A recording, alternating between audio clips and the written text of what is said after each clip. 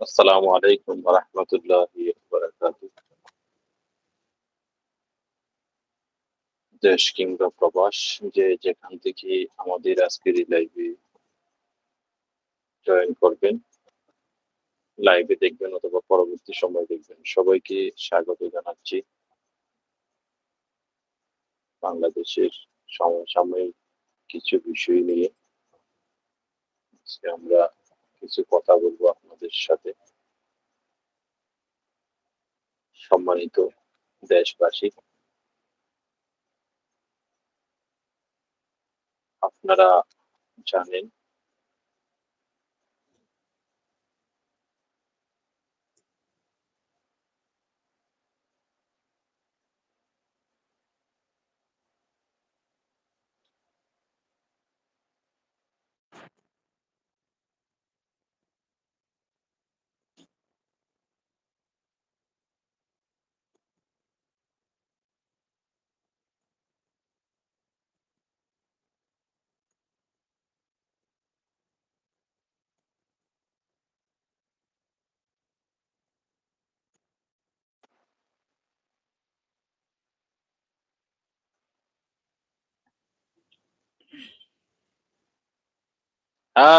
দেখা যাইতেছে।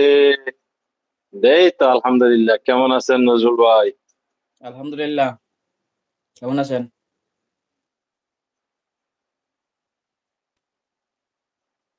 তো কেমন আছেন?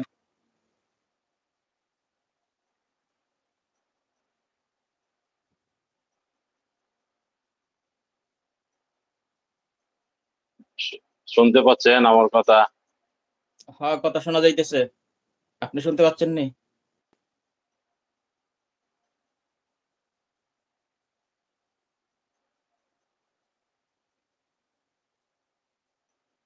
তো আজ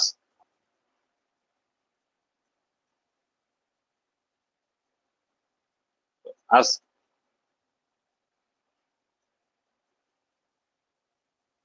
তো নজরুল ভাই, আপনার কাছে আজকে আমরা কিছু গুরুত্বপূর্ণ বিষয় নিয়ে কথা বলবো। প্রিয় দর্শক, দেশ কিংবা প্রবাস যারা যে যেখান থেকে দেখবেন, আমাদের সাথে আমার এক সম্মানিত ভাই আছেন, নজরুল ইসলাম এসআই। তো আজকে যে বিষয়টা নিয়ে এই মুহূর্তে কথা বলতে চাই আহ, আপনার সাথে, বা দেশের মানুষ শুনবেন, দেশ বিদেশ থেকে যারা আছে তারা। তো বিষয়টি হচ্ছে যে শেখ হাসিনা যখন আমাদের দেশের ছাত্র আন্দোলন এবং জনগণের আন্দোলনের ফলে দেশ থেকে চলে গেছে, তখন আহ, বাংলাদেশের, বিশেষ করে প্রতিটা দেশের গুরুত্বপূর্ণ যে ভূমিকা পালন করে দেশ এবং দেশের স্বাধীনতা, জনগণের স্বার্থ, সংবিধানের বিষয়গুলো নিয়ে সবচেয়ে বেশি গুরুত্বপূর্ণ দায়িত্ব পালন করে সেনাবাহিনী। তো আমাদের বাংলাদেশের যে সেনা প্রধান, যিনি বর্তমানে সেনা প্রধান আছেন, তো আহ, উনি কিন্তু এই ফেঁসে যাচ্ছেন। মনে হচ্ছে ফেঁসে যাবে উনি, কারণ বিডিআর বিদ্রোহের পরে পিলখানাতে যে সেনাবাহিনীর 58 জন অফিসার হত্যা করা হয়েছিল, এই বিচারটাও কিন্তু এখনো পর্যন্ত শুরু হয়নি। বিভিন্ন সময় উনি এই বিচারের বিরুদ্ধে কথা বলেছেন। আহ, বিচারটা বিশেষ ওনার কারণেই মূলত শুরু হয়নি এখনো, যেটা সবার আগে হওয়ার কথা ছিল 24-এর পরে। তো এখন বিশেষ যে ট্রাইব্যুনাল, এই ট্রাইব্যুনাল কিন্তু তারা আদেশ দিয়েছে কিছুদিনের মধ্যে সেনাবাহিনীর সাবেক যে জিয়াউল হক সহ বড় বড় যারা বিভিন্ন খুনের সাথে জড়িত ছিল, এদেরকে গ্রেফতার করার একটা সময়সীমা দিয়েছে। তো এখন তারা যদি গ্রেফতার হয়, তাদের যদি বিচার শুরু হয়, তো আস্তে আস্তে এই যে সেনা প্রধানের কারণে পিলখানার বিচার হইতেছে না, বা উনি এই বিচারের পক্ষে না। এখন কি উনি ফেসে যাবেন কিনা, আপনার দৃষ্টিতে কি মনে হয়? আসলে দেখেন, আপনি যে প্রশ্নটুকু করছেন, আসলে এটা খুব জটিল এবং বাংলাদেশের জন্য সেনসিটিভ একটা বিষয়। এই বিষয়ে আসলে কথা বলতে গেলে আহ, যদিও আমি দেশের নাগরিক হিসেবে কথা বলার অধিকার আছে, কিন্তু এমনি কথা বলতে গেলে চিন্তা ভাবনা করেই বলতে হবে। তবে এটার জন্য আসলে মূলত হচ্ছে কি, আমাদের যে বাংলাদেশ, আমাদের বাংলাদেশের ভূখণ্ডের, আমাদের বাংলাদেশের মানুষদের প্রতি বা দেশের প্রতি মানুষের যে দেশপ্রেম, ভালোবাসা, এটার খুব অভাব আমার কাছে মনে হয় মাঝে মধ্যে। কারণ হচ্ছে দেশে মাঝে মধ্যে এমন বড়, বড় ঘটনা হয় যেগুলোর কোনো বিচার হয় না।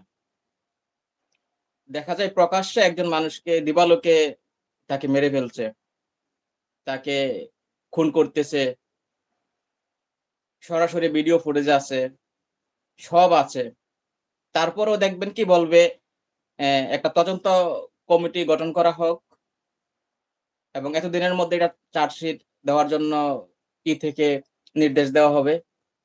এমন করে করেই মনে করেন বিচার কার্যটা এরকম অবস্থায় করে নিবে, মানে যেটার তাৎক্ষণিক বিচার হওয়ার কথা ছিল, এটা মানে সময়সীমা দিতে, দিতে এত পিছিয়ে যাবে, একসময় দেখবে জনগণ, মানে জনগণ সহকারে বলতে কি, সবাই ভুলেই গেছে যে এই ঘটনাটা হয়েছিল।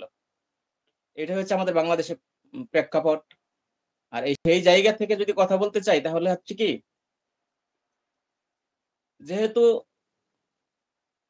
শেখ হাসিনা বাংলাদেশে থাকা অবস্থায় যেই জটিল অবস্থা বাংলাদেশে তৈরি করে গেছে, বাংলাদেশের যেই ক্ষতি সাধন করে গেছে এবং সে থাকাকালীন অবস্থায় যাদেরকে সে পৃষ্ঠপোষকতা দিয়ে ক্ষমতায়, মানে ক্ষমতার চূড়ান্ত পর্যায়ে রেখে গেছে, আসলে তারা তো আসলে তার মতো করেই কাজ করবে, শেখ হাসিনার মতোই কাজ করবে।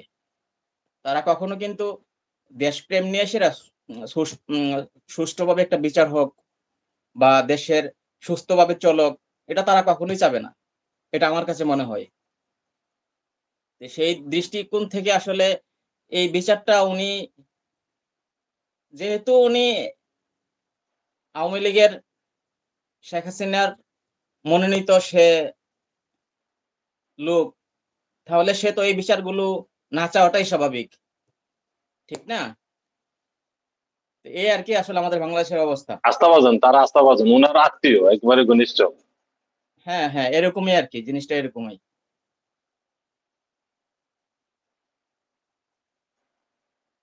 তো দেখুন আসলে নজরুল ভাই যে যে 24-এর আন্দোলনের পরে যখন শেখ হাসিনা চলে গেছে, আওয়ামী লীগের নেতা কর্মীরা যখন পালিয়ে গেছে, তো পালানোর সময় কিন্তু বড় বড় এমপি মন্ত্রী যারা ছিল, যারা কোটি কোটি টাকা দুর্নীতি করেছে, দেশের চুরি করেছে, এদেরকে কিন্তু বিভিন্ন ভাবে সেনাবাহিনীর প্রধানের মাধ্যমে কিন্তু এগুলা কিন্তু আলোচনা হতেছে বিভিন্ন জায়গাতে, তার মাধ্যমেই কিন্তু মূলত ক্যান্টনমেন্টে আশ্রয় নিয়ে এখান থেকে আস্তে আস্তে সবাই ওপারে চলে গেছে টাকার বস্তা বস্তা বস্তার বস্তা টাকা নিয়ে। তো সেনা এতগুলা সেনা অফিসার মারার পরে সেনা প্রধানেরই কিন্তু সবচেয়ে বেশি আগ্রহ থাকার কথা ছিল পিলখানা বিডিআর বিদ্রোহের যে হত্যাকাণ্ডের যে ঘটনা, এতগুলা অফিসার আমরা কিন্তু 71-এর সময়ও হারাইনি, এত অফিসার, বড় বড় অফিসার। এবং এই ঘটনাটা, পিলখানার ঘটনাতে পত্র পত্রিকাতে যে নিউজ গুলো আসছে, এখনো পর্যন্ত যে নিউজ গুলা আসতেছে বা আসে, এখান থেকে দেখা গেছে যে ওই পার্শ্ববর্তী একটা দেশের বিশেষ বাহিনীর পোশাক পাওয়া গেছে আমাদের এখানে, এবং তারা হিন্দিতে কথা বলতো যারা কিনা এই অপারেশনে, পিলখানার অপারেশনে যারা ছিল, অনেকেই হিন্দিতে কথা বলতো। তো এখানে সেনা প্রধানের তো বিশাল একটা দায়িত্ব যে সেনাবাহিনীর অনেকগুলো অফিসার আমরা হারাইলাম, এইটার যাতে একটা বিচার হয়, দ্রুত একটা বিচার হয়, দ্রুত একটা তদন্ত হয়, কারা ছিল এর পিছনে, এতগুলো অফিসারকে এতদিন 2-3 দিন সময় নিয়ে এভাবে আস্তে আস্তে করে, মানে ঠান্ডা মাথায় হত্যা করা হয়েছে, খুন করা হয়েছে। তো এটা তো উনি উদ্যোগ নিয়ে, মানে ওনার পক্ষ থেকে একটা চাপ থাকার কথা ছিল সরকারের উপরে যে ইউনূস সরকার যাতে এই বিচারটা খুব দ্রুত সময়ে করে, এইটার দাবি বরং সেনা প্রধানের পক্ষ থেকে আসার কথা ছিল, যেটা কিন্তু এটা সম্পূর্ণই উল্টা। উনি আরো বলেছেন যে না, এটার বিচার এইভাবে করা যাবে না, এইভাবে চাওয়া যাবে না, এইভাবে হবে না। আসলে কি মাহমুদ ভাই, আসলে কথাগুলো আসলে খুব সেনসিটিভ। তারপরও আমি বাংলাদেশের একজন নাগরিক হিসাবে আমার, মানে দেশপ্রেম থেকে, সেই জায়গা থেকে কথাগুলো আসলে বলতেছি। নতুবা এটা আমার, মানে এই কথাটুকু আমি বলতে পারি না। একটা জিনিস কি মাহমুদ ভাই, দেখবেন যে, যে বাঘের বাচ্চা আছে, বাঘ যে যে রয়্যাল বেঙ্গল যে টাইগার আছে বাঘ, সেই বাঘের বাচ্চাও যদি মনে করেন আপনি ওই যে ছাগলের সাথে যদি ছোট অবস্থায় এনে সেটা ছাগলের সাথে একসাথে এনে বড় করেন, তাইলে দেখবেন কি সে ওই ছাগল যেরকম ভাবে চলাফেরা করে, ঘাস খায় এবং মালিক মালিক ভক্ত হয়ে সেরে মালিক হিসাবে থাইকা যায়। এই ঠিক ওই বাঘের বাচ্চাটাও যখন ছাগলের বাচ্চার সাথে থেকে বড় হয়, তাহলে সেও করে কি? যখন বড় হয়, সে যে বাঘ, সে যে রয়্যাল বেঙ্গল টাইগার, সে যে মানে বনের জন্য একটা শক্তিশালী রাজা, এটা কিন্তু সে ভুলে যায়। ওই যে সে ছাগলের বাচ্চার সাথে বড় হইছে। আসলে আমাদের বাংলাদেশের যে এলিট ফোর্স হিসাবে সেনা মানে সেনাবাহিনীকে মানুষ রেসপেক্ট করে, শ্রদ্ধা করে, আমিও করি। বাংলাদেশের আমজনতা সবাই করবে। কিন্তু উনি এত বড় জায়গার একজন এলিট ফোর্স এর প্রধান হয়ে উনি আসলে আমার কাছে মনে হয় কি উনি ওই এই জিনিসটুকু ভুলে গেছে। উনি যে একটা দেশের এত বড় একটা দায়িত্ব প্রধান হিসাবে, একটা ক্ষমতাধর ব্যক্তি হিসাবে, একটা এলিট ফোর্স এর প্রধান হিসাবে আছে এবং এটার যে এতগুলো মানে সেনাবাহিনী পিলখানায় হত্যা হইল, এটার জন্য উনার কোনো জ্বালাপোড়া কোনো কিছুই আসলে মানি মনে হচ্ছে না আমার কাছে মনে হয়। এই কারণেই হয়তো উনি এই বিচারটা চাইতেছে না।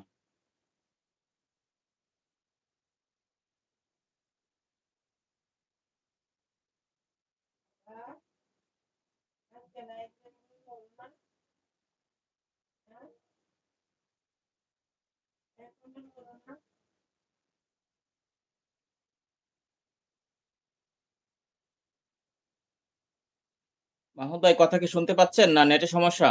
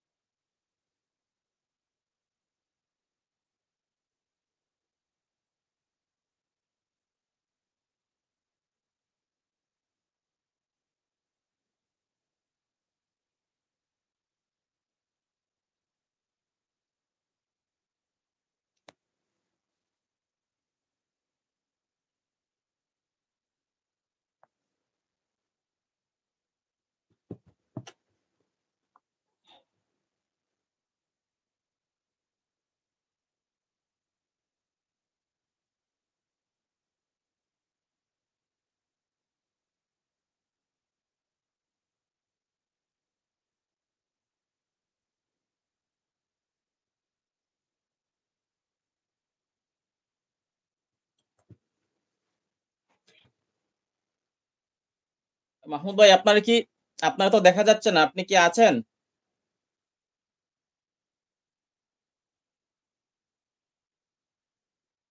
হ্যালো? দেখা যাচ্ছে কি মাহমুদ ভাই?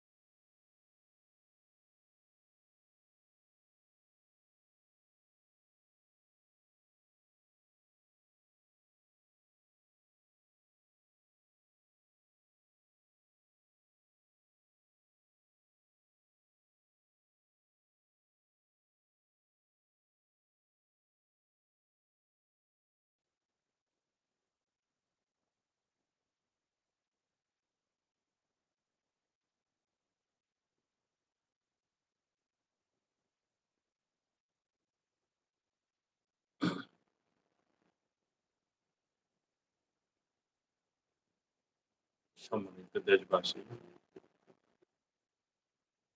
আমাদের কারেন্ট মিয়া আর ওয়াইফাই মিয়া চলে গেছিল। এজন্য লাইভটিতে একটু সমস্যা হয়েছে। তো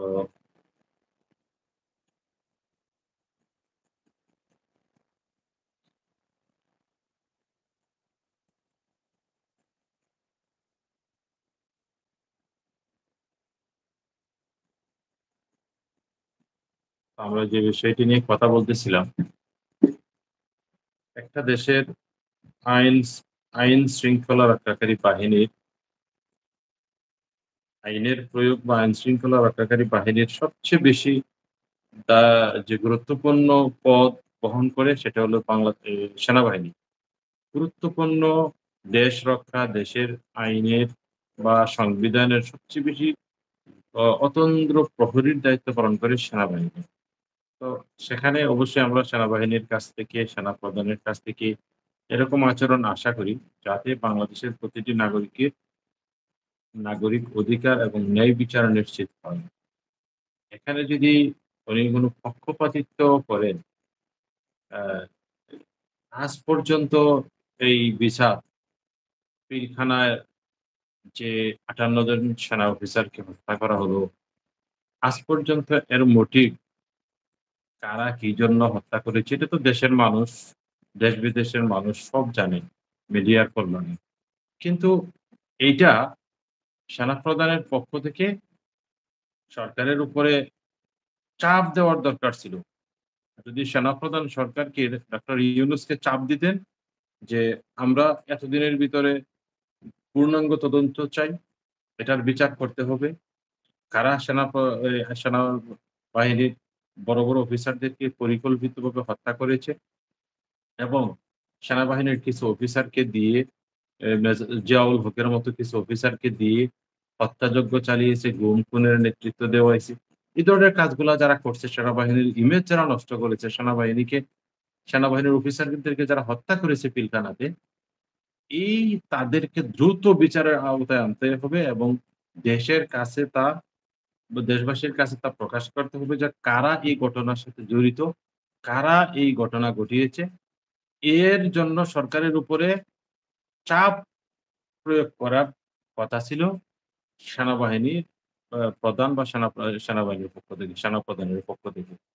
কিন্তু সে জায়গায় আমরা দেখলাম কি যে এই সেনাপ্রধান আমাদের সাবেক প্রধানমন্ত্রী শেখ হাসিনা যিনি পালিয়ে গেছেন, উনার নিয়োগকৃত সেনাপ্রধান এখনো আমাদের দেশে সেনাপ্রধান হিসেবে দায়িত্বে আছেন। তো বুঝতেই পারতেছেন এই লোকটা অসহযোগিতার কারণে বা বিরোধিতার কারণেই আজ পর্যন্ত কিন্তু পিলখানার ঘটনার সঠিক তদন্ত জাতি জানতে পারেনি, দেখতে পারেনি, তার বিচারও দেখতে পারেনি। তবে আশার কথা হলো যেহেতু বিশেষ ট্রাইব্যুনাল, তো একটা কথা আছে দেশবাসী, আমরা ছোট সময় থেকে শুনতাম যে আমাদের প্রিয় নবী মোহাম্মদ সাল্লাল্লাহু আলাইহি সাল্লাম যখন হাঁটতেন, তো গাথার মধ্যে নাকি গর্ত করা হয়েছিল। তো গর্ত করা হয়েছিল, এই গর্তের মধ্যে আবু জাহেল পড়ে গেছে। তো কাঁটা বিছাইছে, এ এ এ রাস্তায় কাঁটা পুঁতে রাখতো এবং এ এই যে কাঁটা পুঁতে রাখতো, এই যে গর্ত করত, গর্ত করেছে, সেই গর্তে আবু জাহেল পড়ে গেছে। হ্যাঁ, নবীজির জন্য গর্ত করেছে, সে গর্তে আবু জাহেল পড়েছে। আমাদের সাবেক শেখ হাসিনা পালানো প্রধানমন্ত্রী, উনি যখন অ্যা বিশেষ ট্রাইব্যুনাল করে দেশের আলেম সমাজকে নেতৃত্ব শূন্য করার জন্য আলেম সমাজকে হত্যা করেছে, সেই বিশেষ ট্রাইব্যুনাল উনার ট্রাইব্যুনালই কিন্তু উনার জন্য আজকে সবচেয়ে বেশি বিপদের কারণ হয়ে দাঁড়িয়েছে। এই ট্রাইব্যুনালই বিচার হবে এবং সেই বিচার হবে কি? আন্তর্জাতিক মানের। সেখানেও সাক্ষী না।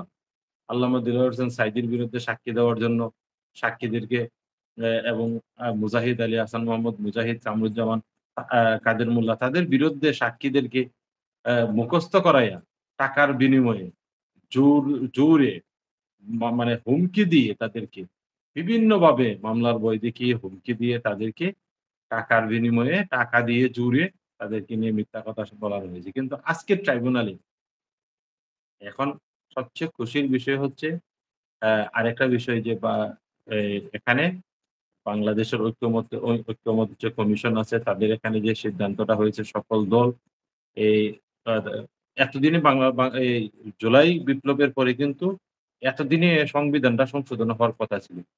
পরিপূর্ণভাবে সংবিধান সংশোধন হয়ে সুন্দর একটা অবস্থায় বাংলাদেশের প্রচুর কাজ রয়েছে বাংলাদেশে। ৫৪ বছরে কিছু হয়নি।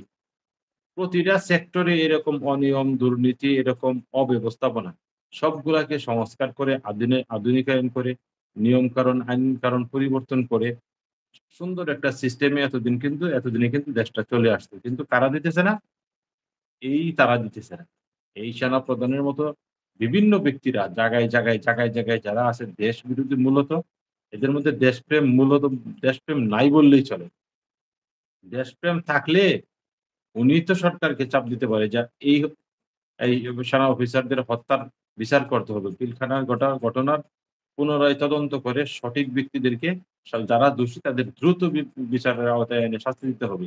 কিন্তু উনি এটা করেন নাই। বরং উনি আরো বিরোধিতা করতেছে। উনি আরো উল্টাপাল্টা বক্তব্য দিতেছে। এখন বাংলাদেশের যেহেতু আগামীতে একটি গণভোট হবে, ইনশাআল্লাহ গণভোট হবে। গণভোটের মাধ্যমে দেশের জনগণ সিদ্ধান্ত নিবে কি হবে, কি হবে না, সংবিধান পরিবর্তন হবে কি হবে না। আর সেনাপ্রধান সাহেব উনার মনে হয় সামনে উনিও মনে হয় ফেঁসে যাবেন। কারণ যেহেতু এই পিলখানার ঘটনার সময় সেনাবাহিনীর আ ট্যাংক সহ সবকিছু কিন্তু পিলখানার আশেপাশে ছিল। প্রস্তুত ছিল সবাই এই ঘটনার মানে সেনা সদস্য বা অফিসারদেরকে উদ্ধার করার জন্য।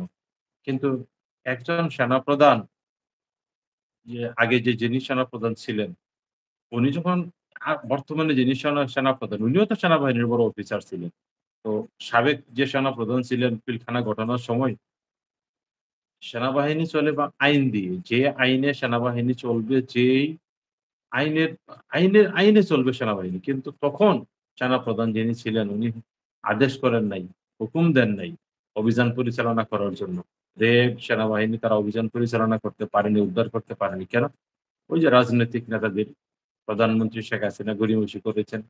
দেখতেছি হইতেছে মানে সেনাবাহিনীর সাথে মিটিং করা, বৈঠক করা। বিভিন্নভাবে সময় ক্ষেপণ করে আমাদের এই বড় অফিসারদেরকে দেশপ্রেমিক বড় অফিসারদেরকে হত্যা করেছে ঠান্ডা মাথায়। তো এখন সবকিছুর পরে এ সেনা সেনাপ্রধান আমাদের যে সেনাপ্রধান এখন আছেন, উনি একজন জুলাইয়ের আ একজন যোদ্ধা আমরা উনাকে মনে করি। কারণ ছাত্রদের যে আন্দোলন শেষ পর্যন্ত সেনাবাহিনী, সেনাপ্রধান সবাই ছাত্রদের আন্দোলনে সাপোর্ট দিয়েছেন, একাত্মতা ঘোষণা করেছেন। একসাথে এই কারণেই বিপ্লবটা ত্বরান্বিত হয়েছে, দ্রুত হয়েছে। তো ইনি যেহেতু আ একজন ২১ এর যোদ্ধা, আমাদের সেনাপ্রধান যিনি এখন আছেন, যতই হোক শেখ হাসিনার আত্মীয়, যতই হোক না কেন, উনি তো আমাদের একজন সবকিছুর পরে উনি তো জুলাই আন্দোলনের একজন সহযোগী শেষ পর্যন্ত। উনার কাছ থেকে আমরা তো এটা আশা করিনি। উনি সেনাপ্রধান থাকা অবস্থায় উনার কাছ থেকে আমরা আশা করতেছিলাম যে দ্রুত যাতে আইন পরিবর্তন হয়, সংবিধান পরিবর্তন হয় এবং এই শাপলা চত্বরে যাদেরকে হত্যা করা হয়েছে সেটার যাতে তদন্ত হয় এবং এই পিলখানাতে যে সেনা অফিসারদেরকে হত্যা করা হয়েছে এটার যাতে তদন্ত হয়। এই সমস্ত বিষয়গুলো এবং বিশেষ ট্রাইব্যুনালে আল্লামা সাঈদী সহ মুজাহিদ নিজামী তাদেরকে কাদের মোল্লা তাদেরকে সালাউদ্দিন কাদের চৌধুরী তাদেরকে যে ফাঁসি দেওয়া হয়েছে, এগুলার পুনরায় তদন্ত করে এখানে স্বচ্ছ বিচার যে হয়নি এটা তো নিশ্চিত। কিন্তু এইগুলা সম্পূর্ণ ভুয়া।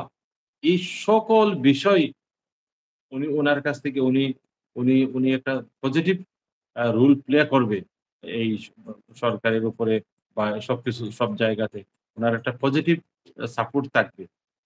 অ্যা এটা চাইছিলাম আমরা দেশবাসী। কিন্তু উনি এটা করেননি। সেনাবাহিনী যদি সরকারকে সাপোর্ট করে, সহযোগিতা করে সেনাপ্রধান যদি তাহলে তো এতদিনে সংবিধান সংশোধন হওয়ার কথা ছিল। কিন্তু সংবিধান কি হয়নি? সংশোধন হয়নি। ৫৪ বছর পরেও আমরা দেশের জন্য দেশ উপযুক্ত এবং আধুনিক সুন্দর একটা আ সংবিধান আমরা পাইলাম না। তো এই হইছে আমাদের দেশের বর্তমান অবস্থা। তো সবকিছুর পরে যেহেতু গণভোট হবে, সংবিধানও সংশোধন হবে, নির্বাচনও হবে। ইনশাল্লাহ আমরা তো এক পর্যায়ে আশা ছেড়ে দিছিলাম যে শেষ পর্যন্ত কি মনে হয় সংবিধান আর সংশোধন হবে না। এই আদিমকালের সংবিধান অনুযায়ী এই সিস্টেমেই চলতে থাকবে দেশ। রাজনীতির দ্বারাইও কোনো পরিবর্তন হবে না। আশার আলো দেখতেছিলাম না। কারণ চুপ্পু সাহেব আছেন, সেনাপ্রধানও আছেন। সবাই যখন আগের তারাই আছেন, আগের রাজনৈতিক সিস্টেম ধারাও আগের মতোই আছে। বিভিন্ন রাজনৈতিক দল চাঁদাবাজি করতেছে, টেন্ডারবাজি করতেছে, দখল-বাণিজ্য করতেছে। হ্যাঁ? টেম্পু স্ট্যান্ড, বাস স্টেশন সবগুলা দখল নিতেছে, করতেছে। মানে রাজনৈতিক ধারাও আগের মতোই আছে। সংবিধানটাও সেই পুরনো আগের সিস্টেমেই আছে। এই আগের আমাদের এই সেনাপ্রধানও আগের মতোই আছে। আমাদের রাষ্ট্রপতিও আগের জনেই আছে। সবকিছু আমাদের সাবেক। সাবেকরা বর্তমান অবস্থায় আছে। এই যে তাকে সব সিস্টেম এই জুলাইয়ে আমাদের ভাইয়েরা যে রক্ত দিল নতুন করে, আমাদের বোনেরা যে রক্ত দিল, আমাদের দেশের মানুষ যে জীবন দিল, আ আ এতে আমরা কি পেলাম? আমরা তো চাইছিলাম দ্রুত একটি নতুন সংবিধান, দ্রুত সংস্কার হবে। পুরো শিক্ষা ব্যবস্থা থেকে শুরু করে অফিস, আদালত, কল কারখানা, পুলিশ স্বতন্ত্র হবে। পুলিশের জন্য আলাদা আইন হবে। পুলিশ সকল প্রশাসনিক সিস্টেমটা তারা আলাদা থাকবে। সরকারের সাথে লেজুর ভিত্তিক থাকবে না, আলাদা হবে। এরকম তো আমরা চাইছিলাম যে প্রশাসন আলাদা হবে, তারা আইন মানতে বাধ্য হবে। প্রশাসন যদি আইন অনুযায়ী চলে, আইন মানতে বাধ্য, নেতার কথা নয়। এরকমভাবে যদি আইনের অধীনে চলে, কেউ প্রশাসনের উপরে খবরদারি, নজরদারি, জোর দখল এগুলা চালাইতে পারবে মানে করতে পারবে না। এরকম যদি হইতো তাইলে কিন্তু সেনাবাহিনীর প্রধান ওই সময় পিলখানার সময় উনি বলতে পারতেন যে, "তোমরা অভিযান পরিচালনা করো।" কারণ সেনাবাহিনীর সদস্য অফিসারদেরকে হত্যা করা হইতেছে। সেনাপ্রধান বললেই হইতো যে, "তোমরা অভিযান পরিচালনা করো, তাদেরকে জীবিত উদ্ধার করতে হবে, সুস্থ অবস্থায় ফিরিয়ে আনতে হবে।" তাহলে কয়েক মিনিটের মধ্যে সবকিছু ডিসমিস হয়ে যেত। যেহেতু বাংলাদেশের স প্রশাসনিক সিস্টেমটাই এরকম। রাজনৈতিক যেই দল থাকে ক্ষমতায়, এই দলের এমপি, মন্ত্রী, নেতা তাদের অধীনে প্রশাসন চলে। তারা যা বলে তা করে। আইন যা বলে তা কিন্তু করতে পারে না। যদি আইন যা বলে তা করার ক্ষমতা এবং তা করলে তাদেরকে চাকরিচ্যুত কেউ করতে পারবে না, তাদেরকে অ অন্যায়ভাবে শাস্তি দিতে পারবে না, কেউ কিছু করতে পারবে না। এরকম যদি আলাদা সিস্টেমটা সম্পূর্ণ আলাদা থাকতো, তাহলে কিন্তু আমাদের পুলিশ থেকে, আমাদের সেনাবাহিনী থেকে, আমাদের বিডিআর থেকে, প্রতিটা সেক্টর থেকে, প্রতিটা বাহিনী থেকে আমাদের দেশের মানুষ এবং দেশ ভালো সার্ভিস, ভালো সহযোগিতা পাইতো সবসময়। কিন্তু এখন দেখা যাচ্ছে কি যেই দল ক্ষমতায় যায়, ওই দল আমাদের বাহিনীগুলাকে তাদের দলীয় স্বার্থে ব্যবহার করে। আমরা আ গত যে নির্বাচনগুলো হয়েছে বিভিন্ন সময় লাস্টের যে নির্বাচনটা হয়েছে, সেই নির্বাচনের সময়ও আমরা কি দেখলাম? সেনাবাহিনী ভি ভোট কেন্দ্রের আশেপাশে দৌড় দিয়া চক্কর দেয় সেনা মোতায়েন। তো সেনাবাহিনী ভোট কেন্দ্রে যাবে না, বা ভোট কেন্দ্রের বাহিরে রাস্তাঘাটে দিয়ে দৌড়ে দিয়ে চক্কর দিবে। আর তারা এখানে ভোট ডাকাতি করবে, ভোট চুরি করবে। এইরকম নির্বাচনে সেনাবাহিনী গিয়ে তাদের ইমেজ বাড়ে নাই, বরং ইমেজ আরো কমেছে। একটা দলীয় একটা ভোট চোর আ ওর ভোট চোরদেরকে নিরাপত্তা দিয়েছে মূলত এভাবে ই করতে। তো এইজন্য আমরা চাই পুরা সংস্কার। আমাদের দেশের সেনাবাহিনী, আমাদের দেশের পুলিশ, আমাদের দেশের বিজিবি, আমাদের দেশের প্রতিটি সেক্টর, প্রতিটি অফিস আদালতের জন্য আলাদা আইন থাকবে। তারা আলাদা তাদের আইন অনুযায়ী তারা কাজ করতে বাধ্য। আইন অনুযায়ী তারা চলতে বাধ্য। এখানে কোন দলীয় এমপি, মন্ত্রী, নেতা, স্বরাষ্ট্র মন্ত্রণালয় তাদের অধীনে পুলিশ, সেনাবাহিনী বাহিনীগুলা থাকুক, বিজিবি থাকুক, র্যাব থাকুক, এটা আমরা চাই না। এটা পৃথিবীর কোন দেশেও এরকম নাই। দলীয় হ্যাঁ, মন্ত্রণালয়ে দলীয় মন্ত্রীর অধীনে বাহিনী চলবে। প্রতিটা বাহিনীর জন্য তো আইন আছে। পুলিশের জন্য আইন আছে। হ্যাঁ? বিজিবির জন্য আইন আছে। সেনাবাহিনীর জন্য আইন আছে। প্রতিটা বাহিনীর জন্য আলাদা আইন আছে। তারা তাদের আইন অনুযায়ী তারা চলবে।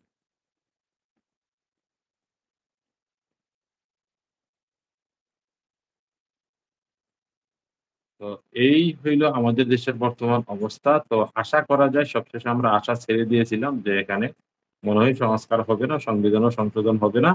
এই আগের ধারাই চলে যাবে। কারণ আমাদের বাংলাদেশের সবচেয়ে বড় যে দলটি যারা সামনে ক্ষমতায় আসার স্বপ্ন দেখতেছে, সেই দলের যারা কিন্তু বারবার বলতেছিল, তার দলের নেতারা, কেন্দ্রীয় নেতারা সংস্কার করবে সরকার এসে। দলীয় সরকার এসে সংবিধান সংস্কার করবে, সবকিছু করবে। সংস্কার এখন করা দরকার নাই, এখন সংস্কার হবে না, এখন সংস্কার চলবে না। তারা কিন্তু বারবার এ ধরনের বক্তব্য দিতেছিল। এখন সংস্কার দরকার নেই। কিন্তু এই কারণেই কিন্তু সংস্কার শেষ পর্যন্ত থেমে গেছে।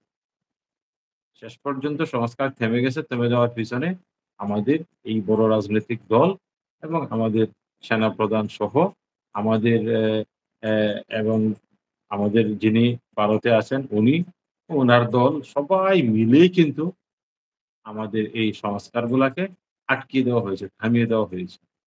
তো শেষ পর্যন্ত যেহেতু অ্যা অ্যা সেনাবাহিনীর যে বড়, বড় অফিসাররা জিয়াউল হক সহ তারা যারা ছিল বিভিন্ন খুন-গুমের সাথে জড়িত তাদের বিরুদ্ধে একটা গ্রেফতারির একটা অ্যা আদেশ আসছে ইনশাআল্লাহ।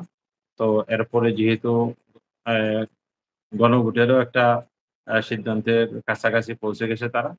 তো শেষ পর্যন্ত আশা করা যায় ইনশাআল্লাহ গণভোট হবে, সংস্কার হবে। সন্ত্রাসী যেই হোক, যে বাহিনীতেই হোক আর যেই দলেই থাকুক, তাদেরও গ্রেফতার করা হবে, তাদেরও বিচার হবে। শেষ পর্যন্ত আমরা আলোর দিকে হাঁটবো। আমাদের বাংলাদেশ আলোর দিকে যাবে ইনশাআল্লাহ। যেহেতু বাংলাদেশের বড়, বড় বাংলাদেশের যে বড় শক্তি, রাজনৈতিক শক্তি, এদের মধ্যে কিন্তু অবশ্যই বাংলাদেশ জামায়াতে ইসলামী আছে। তারপরে চরমনাইয়ের পীর সাহেবের যে ইসলামী আন্দোলন তারা আছে। তারপরে ছাত্রদের যে জওয়ানদের ছাত্র যে আন্দোলন আ জুলাইয়ের যে আন্দোলনের নেতৃত্ব যারা দিয়েছে ছাত্ররা তারা আছে। তো সবকিছুর পরে কওমি মাদ্রাসারও বিশাল একটা প্রভাব জনসমর্থন রয়েছে আলেমদের, তাদেরও বিভিন্ন রাজনৈতিক দল আছে। সবকিছুর পরে সকল ইসলামিক রাজনৈতিক দল মিলে কিন্তু বিশাল একটা শক্তি।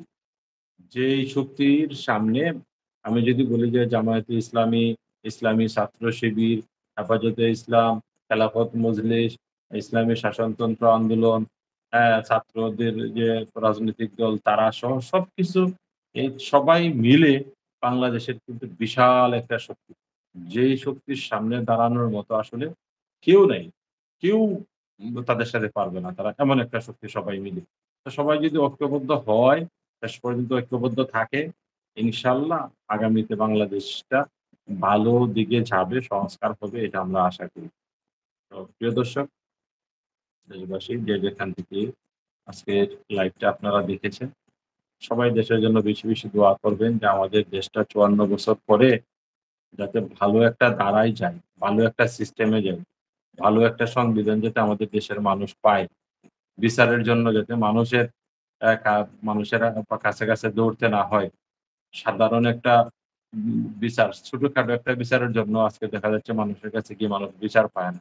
যদি আমাদের দেশের আইন সিস্টেম সবকিছু যদি সঠিক হয়, ঠিক হয়, সংস্কার হয় এবং তাহলে কিন্তু দেখবেন দেশের প্রতিটি মানুষ বিচার পাবে, আস্থার জায়গা পাবে এবং মানুষ রাজনৈতিক ধারাও আবার সঠিক ধারায় ফিরে আসবে ইনশাআল্লাহ। এই কলুষিত ধারায়, দূষিত ধারায় রাজনীতি চলবে না। আমরা এটা চাই না। আমরা চাই আমরা জুলাইয়ে মাঠে ছিলাম। জুলাইয়ের আমিও একজন জুলাই যোদ্ধা আন্দোলনে ছিলাম যেহেতু জীবন নিয়ে রাস্তায় আন্দোলনে ছিলাম। তো আমরাও চাই অবশ্যই সংস্কার করতে হবে। যুগোপযোগী সুন্দর একটা সংবিধান করতে হবে। প্রতিটি জায়গায়, প্রতিটি সেক্টরে, প্রতিটি আদালত থেকে শুরু করে প্রতিটি বাহিনী সব জায়গাতে সংস্কার করতে হবে। সংস্কার করতে প্রয়োজনে গণভোট হবে। দেশের মানুষ সিদ্ধান্ত দিবে সংস্কার হবে কিনা। দেশের মানুষ যদি সংস্কারের পক্ষে রায় দেয়, তাহলে সংস্কার গণভোটের পরে গণভোটে যদি সংস্কারপন্থীরা জিতে যায় যে সংস্কার চায় বেশিরভাগ মানুষ, তাহলে এটা আটকাবে কে? তো আমরা চাই টোটাল সংস্কার। শুধু একদিকে না, প্রতিটা জায়গায়, প্রতিটা সেক্টরে কলকারখানা থেকে শুরু করে ব্যবসা প্রতিষ্ঠান, শিক্ষা প্রতিষ্ঠান, ব্যাংক, একেবারে সেনাবাহিনী, পুলিশ, র্যাব, বিজিবি, একেবারে আনসার থেকে শুরু করি। প্রতিটি জায়গায় যেখানে সংস্কার দরকার সেখানে আগে সংস্কার করতে হবে। সংবিধান সংস্কার করতে হবে এবং প্রতিটি ধারায় সংস্কার করে, প্রতিটি জায়গায় সংস্কার করে নতুন আইন করতে হবে। করে তারপরে আমাদের দেশটাকে সঠিক ধারায়, সঠিক রাজনৈতিক ধারায় আমাদের দেশটাকে ফিরিয়ে আনতে হবে। এর কোনো বিকল্প নেই।